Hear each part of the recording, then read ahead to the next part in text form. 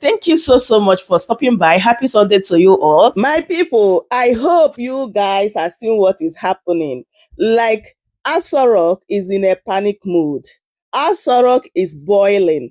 Just because of one coalition, Tinubu and co, like they are going gaga. They are running when nobody is pursuing them. Under few days of this coalition, Naira debit card on international payment activated. NNPC reduce fuel price. Federal government to negotiate with Mazi Nnamdi Kanu. And Wike don go kolo. Like, I hope you guys saw what Wike said today. In the church, these people are restless. Another one is that APC calls emergency neck meeting and LP collapse their structure to ADC. Like, everywhere don scatter because of this coalition. But most importantly, federal government says it is willing to discuss the possible release of Mazi Nnamdi Kanu, the detained leader of indigenous people of Biafra, but emphasize that the issue should not be politicized or made a bargaining tool for political support. I go call, one thing I love about Igbos, like, it is very, very difficult to convince them, like, they are not naive when it comes to politics. When Igbo said that they are not going to vote, like, they will not vote. And when they say this is the person that we are going to vote, that is what they're going to do, no matter what you say or what you do. So if their plan is to use Mazi Nnamdi Kanu for this their nonsense politics, it's not going to work. They will definitely fail woefully. They said that Mazi Nnamdi Kanu must face his trial, this and that, because for a very long time, a lot of people have been begging, let's settle this politically, but they refuse. So Mazi Nnamdi Kanu is in the court right now. Let's see where they're going to bring evidence to show that Mazi Nnamdi Kanu is a terrorist. I hope you guys have been following the court proceedings. So we are waiting to see how Nigeria judiciary is going to deliver a judgment that said that Mazi Nnamdi Kanu is a terrorist. They have realized that they don't have anything against Mazi Nnamdi Kanu. Look at the direction they are going now. They want to have discussion to release Mazi Nnamdi. Like, how? How? Now that Mazi Nnamdi Kanu is in the court, right? Anyway, my people, I just love this coalition. Even if releasing Mazi Nnamdi Kanu is the only thing they achieve, like, I will be very, very happy, honestly. Let me allow you guys to take a look at this video and see what Mayego said concerning all this matter. Just take a listen. We have received a confirmed hint or an alert that everyone should take a moment or a break from this coalition, that. It seems Tinubu and this gang are now, plotting to drop an extra twist into your 2027 permutation if what Devil Humayi said today.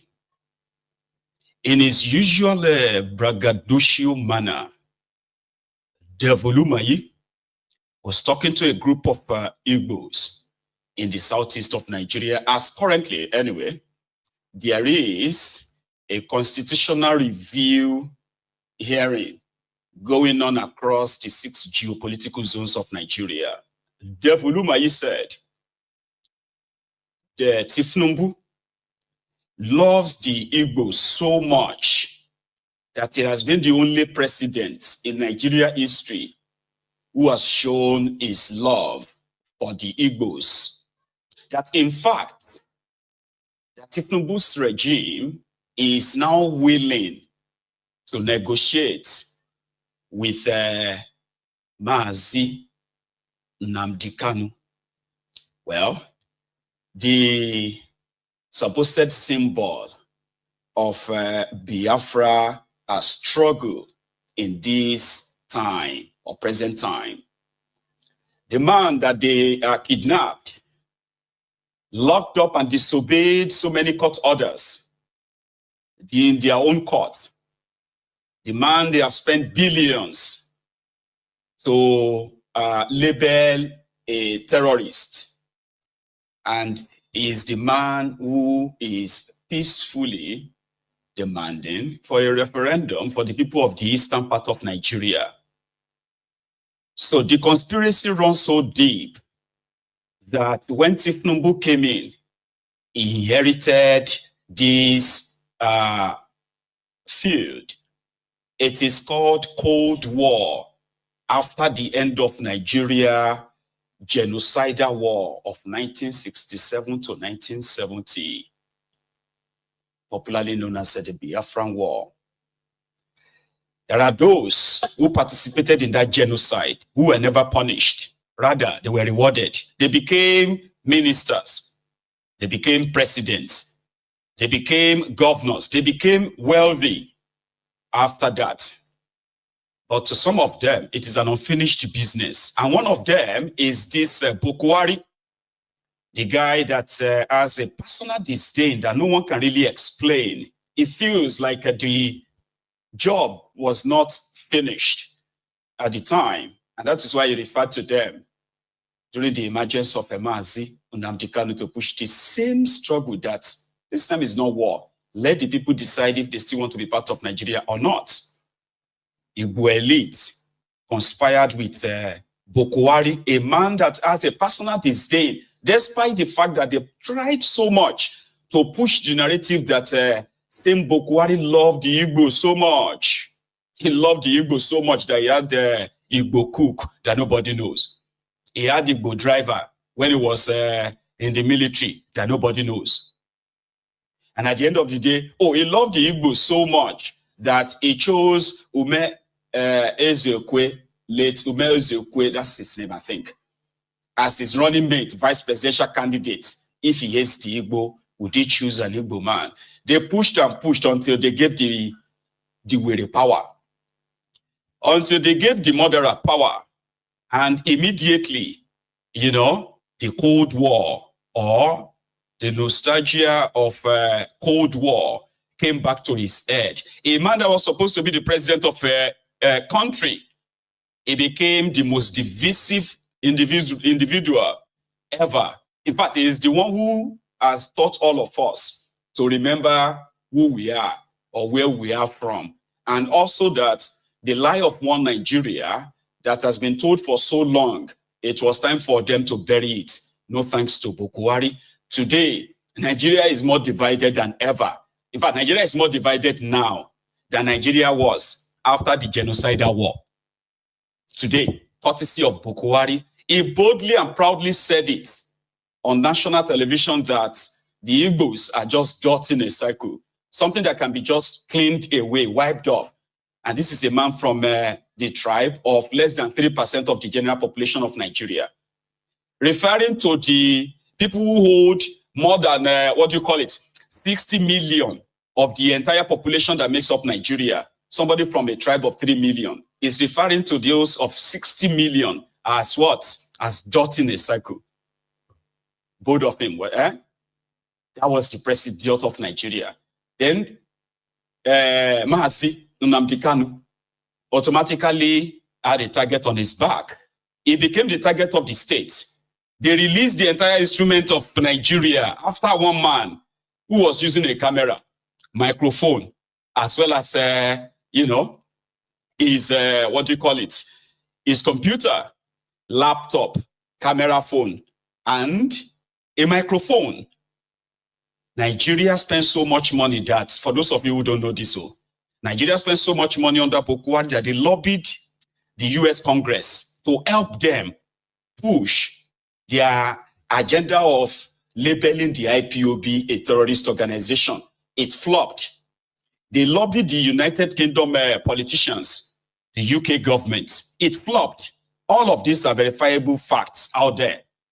But they continue to push their Nigerian media, compromised Nigerian media propaganda. At the end of the day, when it was time for them to now present the evidence, they committed an international crime of kidnapping somebody from a country, right, without any legal process, and you kidnapped him and took him to Nigeria. The same Bokwari did the same thing in 1984, 85. Umaru Diko, that was kidnapped in the UK, drugged, and was supposed to be boxed to Nigeria. This madman did the same thing to Nnamdi Kanu. Now, Nnamdi Kanu is in their courts all this while, and yet they couldn't convict him.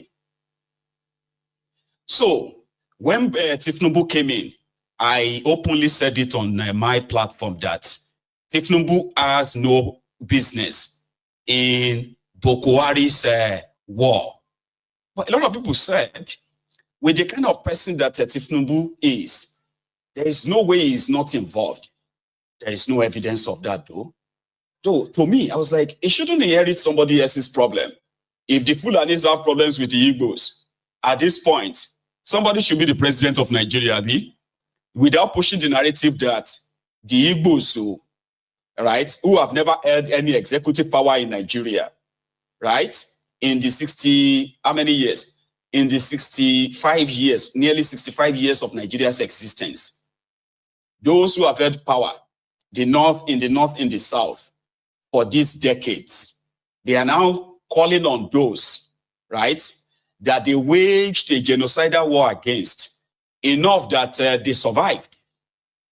Now surviving, they said they hold those who destroyed Nigeria some level of, commitment enough, some level of a conviction. The Igbos need to convince other people that they can be trusted to rule Nigeria. Oh, the Igbos must obey the rule of this land. The Igbos must be, there are those being given conditions everywhere because it is being politically sponsored.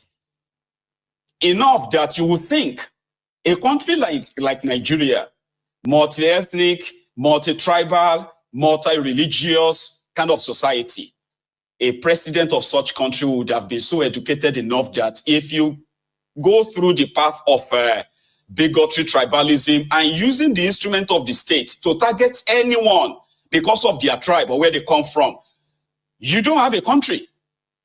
What you have will be a complete slave camp. But they have pushed propaganda enough that there are those who are Igbos themselves who have believed this propaganda. They've accepted it. They blame themselves. They blame themselves for what they didn't do. Majority of the Igbos existing today, I can even say this, but without factual evidence, okay? I can say the existing Igbos on this earth today, more than 70% of them were Igbos that were born after the war. I mean, sure you get, not those ones who actually simply because you didn't do anything. What did you do to Nigeria? That you have to accept the propaganda that says the Igbos own too much. I am not an Igbo person. I'm just saying this. So if I am a Yoruba man and I say, now so all these Igbo own, they own too much. It's not because I've had an encounter with any Igbo that did anything too much to me. I'm only repeating the propaganda of what the propaganda sponsored by government in their own country against a tribe, against an ethnic nationality, enough to make their citizens repeating the same thing. You will see an ordinary person, somebody who then born after war, 20 years old person, 25 years old man, who is an Hausa or Fulani, it will be bold, like boasting on social media that we will kill all the Igbos, because he's been taught that, your forefathers did it. Nothing happened. Do you get what I mean now? So an Igbo person accepted it, and they believe that they owe Nigeria something. And guess what? There are Igbos everywhere. There are so many of them everywhere enough that they can be classified as those who have forgotten the war. Now, let me explain that. The Igbos were being killed, targeted politically, even when it all started in the late 40s, early 50s and all that, right? They were mostly politically kind of motivated. You see politicians, they will mount podium. They will say something. They will rile their people, and boom, from there, they will start. This is not even just like a campaign that you hear something. No. They will be blasting it on the radio, right? It was so much like that that the Igbos now felt like they have to go back to their region to be safe. And yet, the war happened. Guess what? After the war, it's these same Igbos who have left their place to go and buy land inside the same Nigeria. But guess what? Many other people who are non-Igbos, except some people who get coconut head, and those who even have the coconut head, to leave their region and go to Igbo land. They will have stories to tell you what they are passing through in the hands of their you are in that place, this and that, especially the generations that were fed proper propaganda in that war. So the Igbos went back. But today, if you go to any part of Nigeria and an Igbo man is not there, people said you shouldn't stay there. And yet, there are still those that people have been taught not to trust. Meanwhile, again, I'm talking about those who have invested in Nigeria. Like, what about those who have participated in the political space? They have pledged their loyalty. They have proven it. They have sacrificed people. They have accepted military to come to their place and kill their youth in order to send a message that, listen, we are not in support of any, but yet they can't be trusted. That is how the system is made. This is your reality. This is your one Nigeria, right? Now, having known all of this, an innocent man is locked up for demanding a peaceful referendum. They said he has a weapon of mass destruction. And what was that? He had a microphone, a camera phone, and a laptop. Right? While terrorists who have killed hundreds of thousands, kidnapped hundreds of thousands, collected tens of trillions, displaced tens of millions, are being made priority, national priority. And their victims are being told to learn how to accommodate them.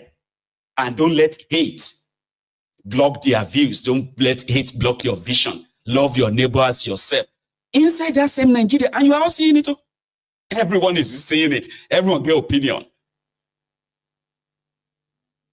Igbo politicians, Igbo traditional institutions, Igbo elite generally. Now, election is coming. Tinubu, that is hobnobbing with, according to Devulumayi, hobnobbing with the Igbo politicians, possibly see a window now. You know what?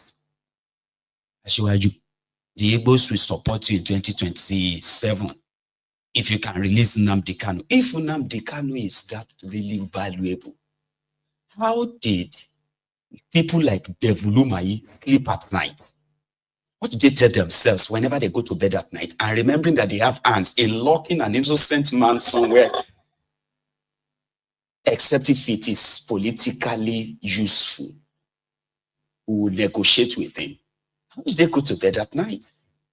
How do they look at people in the eyes and still claim that, you know, I don't know. I mean, this is how my mind kind of works, right?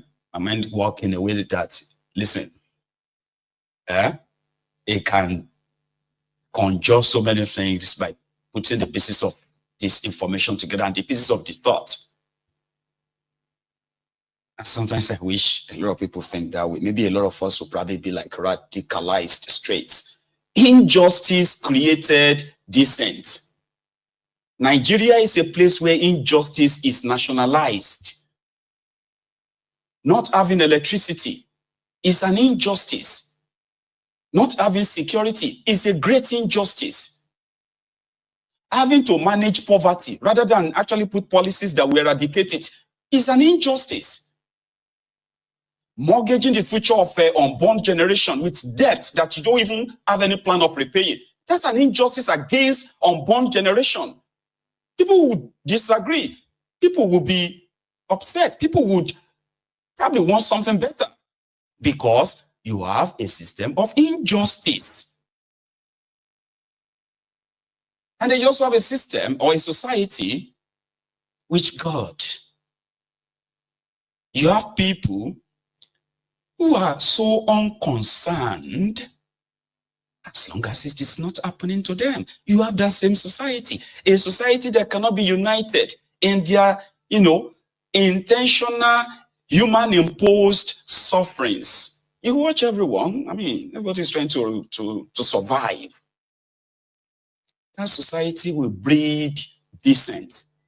You would have criminals, armed robbers. You would have kidnappers. You would have, fraudsters. You would have people, society like that will breed the worst of the worst. And that's enough to unite everyone. Injustice in that land. When you look around you, you are surrounded by these injustices everywhere. But it's a divided society. It's a defeated society, unfortunately. So Devulumayi is telling us now that Tinubu is having a rethink. And it is not a gaffe. He said it's like it's a promise. People have already predicted that, you see this, since they announced this coalition. It's going to be like, say, Tinubu and his gang are now doing what they said is impossible. For the past 5 years, before these criminals came to power 10 years ago, even after they came to power, Nigeria had a system as corrupt and as poor as you probably would think of it. It had a system then where you could use your bank card to make purchases online on international platforms without having to go and buy dollars or send money to somebody to do it for you. It was that easy. Then 5 years ago, that stopped. It stopped. Then they brought all these fintech guys, all these ones that they are building solutions. Those ones who brought you POS. That today you will go to the ATM machine, cash machine, there is no cash there. But somebody who is seated on the roadside is there with the cash, with a machine. They are solving a problem created by a corrupt system, a broken system. And then yesterday, suddenly, those who have been pushing it for the past 5 years, it started working. Just like that. So people have said that a lot of things will begin. In fact, they may reduce the price of petroleum now. In the way because the way things are going, right? It seems that Tinubu, that is receiving a lot of people jumping to his party, his miserability and his vulnerability is about to play out. And I don't think Bokwari would probably be happy with that. Malamu, that kidnapped Nnamdi Kanu from Kenya. And when they got to Nigeria, he had to broadcast it in Hausa because they know their own audience, to announce to them that, hey, something like that. All of you, anyway, we have a trophy for you. He was so happy. He was so happy that the Minister of Justice of Nigeria addressed the country in Hausa to announce that they have kidnapped Nnamdi Kanu. Interpol said they had nothing to do with it. Release him unconditionally. That should be what Devulumayi negotiate with him for what? To come out and help you. Make sure that there is no election in the eastern part of Nigeria or what? Because I don't understand. To ask him not to talk about Biafra anymore or what? Like you actually believe that, because I don't know what he's thinking. He actually believes that he will walk straight into where they are holding Nnamdi Kanu and tell him that, you know what, we want you to work for Tinubu and APC. So we don't want you to talk about the Biafra for now. But Ashwaji said he will take care of you. They offered Nnamdi Kanu oil wells. And yeah, you are free to possibly disbelieve that. That's fine. It's perfectly fine. But it is a publicly available information. When they met with him in Enugu, after they met themselves, and arranged among themselves. And they went to Bokwari and told him that they have discussed with Nnamdi Kanu. Nnamdi Kanu will not say anything about Biafra again. He will not say anything about him again, blah, blah, blah, blah, blah. So they called the deal and they released him. And of course, it didn't take time.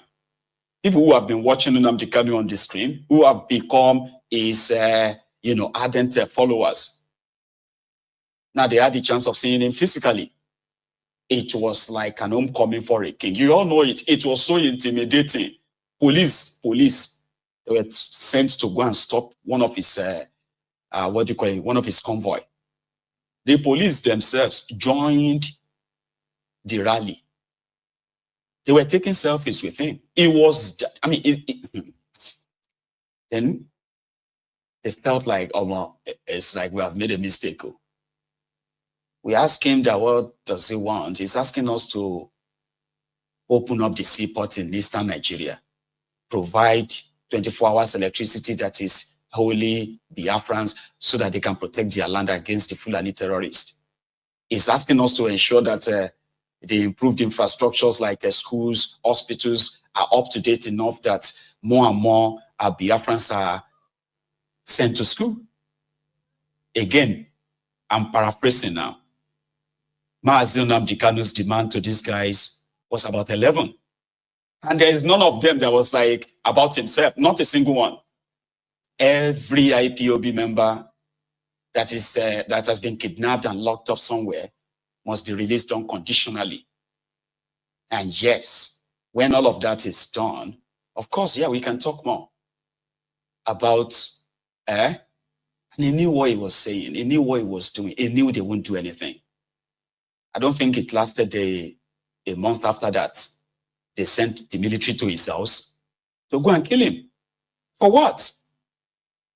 Well, they said they have a video of Mazi saying that if Bokwari sends soldiers to the eastern part of Nigeria, the Biafrans will defend themselves and none of them will go back alive. So they say he threatened the army. I mean, that's a very clear, straightforward statement. That's not a threat. If you come to Igbo land and you kill anyone, any soldier, you won't go back alive. It was the one who actually exposed the idea of sending the Fulani soldiers to Igbo land, send Hausa soldiers and Igbo soldiers to, Hausa soldiers to Yoruba land, and send Igbo soldiers to the war front of Boko Haram. Sometimes just mix them up that way too. It was the one who made us realize that it wasn't for national cohesion. No, it was because those they are sending who can't speak your language, the order they will give them is kill anyone. So that when they get there, even if you are telling them that I'm not one of them, I'm not this, I'm not that, so they will still kill you because they don't even understand what you're saying, and it is intentional. So it was Mazi Nnamdi Kanu. There's so many things that he made people realize at the time that became even much threats to the establishment that they thought if we couldn't talk to him, maybe we should just kill him. Then we just said that some unknown soldiers killed him. They also failed though. All for what? For asking for for asking for the end to the marginalization of his own people. I'm a Yoruba man, all of us get marginalized right now. That's why people said, those of you who have been groomed, those of you who have been socially conditioned to hate him, not because you've heard him, but because you have seen the cutout of some of his videos. And most of these things done by the same DSS and their Nigerian government to push the agenda that makes you feel like he's targeting you when he's actually targeting the criminals who put you in that situation. Everyone is marginalized in Nigeria, if everybody gets sense. The criminals are the only ones who are united. And whenever they feel cheated, then they will want to blow the entire country. And guess who they will use? The same oppressed people. So every region should have been fighting for what Nnamdi Kanu is fighting for. But you know why they won't? Their leaders told them, you don't want what happened to Biafrans to happen in our land. Something that is ridiculous. You committed a genocide. You called you said no winner, no vanquish. But you continued a Cold War in which if Musa and Chinedu commit the same crime, they won't get the same punishment. A system that you intentionally build to make sure that your internal Cold War, your unwritten Cold War that you are implementing is what you have indoctrinated into millions that will boldly, children born after war, where they will boldly tell you, an Igbo man will never be president of Nigeria. And then you look at the person and be like, but you are educated. I know what I'm saying. The Igbos need to learn how to integrate. Now, person will never cross River Niger in his life. Abiduan will never cross Suleja in his life. He will be telling you that, I know what I'm saying. The Igbos need to integrate. They need to be more, you see? Anyway, we want him released unconditionally. That's not too much to ask. You've embarrassed yourself enough. You've disgraced Nigeria enough. It is time to actually wrap it up. All this, you want to negotiate, you want to this or that. It won't change anything. An unconditional release of Nnamdi Kanu and they expected, a working system that everyone will feel, accommodated. Everyone will feel equal. Not what you have in that contraption. That and more are the stuff that will discourage people from listening to Nnamdi Kanu. You cannot continue to run Nigeria the way you are running Nigeria and not see that there will be more of Nnamdi Kanu. There will be more. So even if you should do a mistake and kill him, there will be more. There will be brutal than him. The injustice that created Nnamdi Kanu predates him. It's been there before his death. And probably now his effort is to make sure that he ended it before he dies. So do you understand that if the injustice continues, the agitation continues? It is going to be from all the places. And with the way Nigeria is going, I don't think that is far off anymore. I don't think so. Anyway, let's put that down a bit. Do you all know that they are currently having a regional hearing on their 1999 constitution? Oh, they are, of course, because they are planning to do another window dressing, patch of that Decree 24, 1999 fake constitution. Nigerians didn't vote for that constitution. They didn't write it.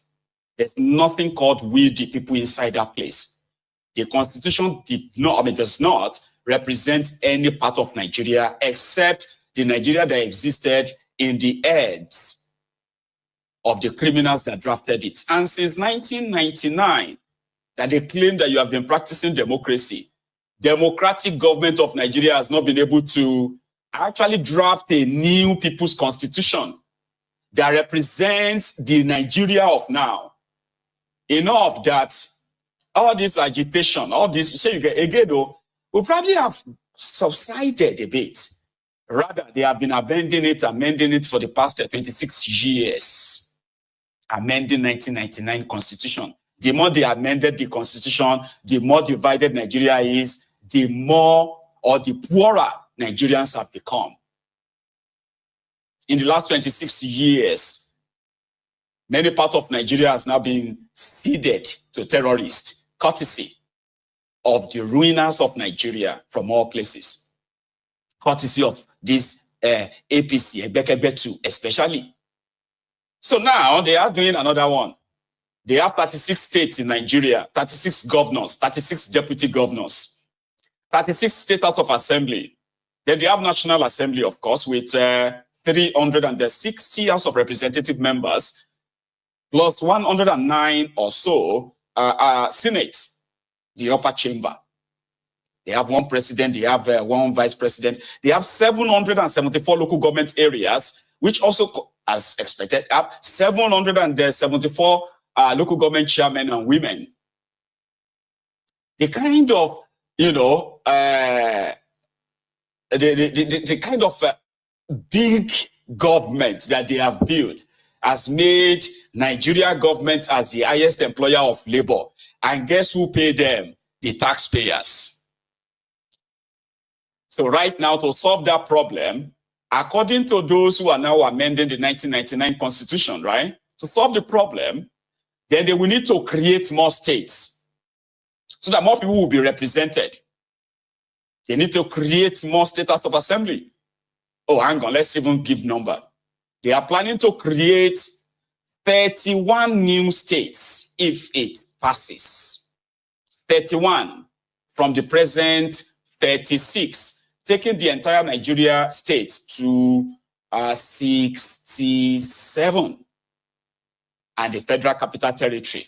But there is extra. That means you have 67 governors, 67 deputy governors, 67 state house of assembly, which will have the speaker, deputy speaker, leader, and all of that stuff that you have to take care of. Then, listen to this. So, your local government area will jump from 774 local government areas to a possible, if approved, a possible 1,300 and something local government areas.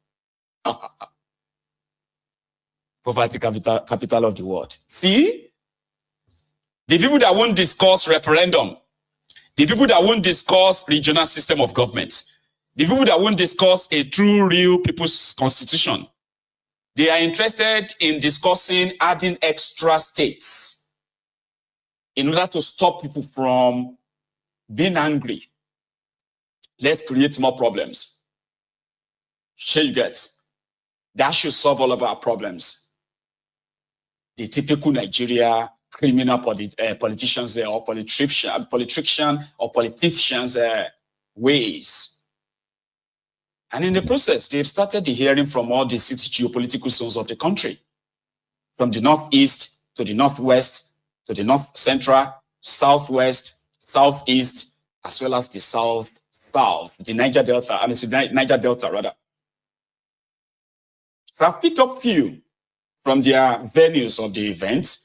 So right now, what they are doing is that people are putting in proposals.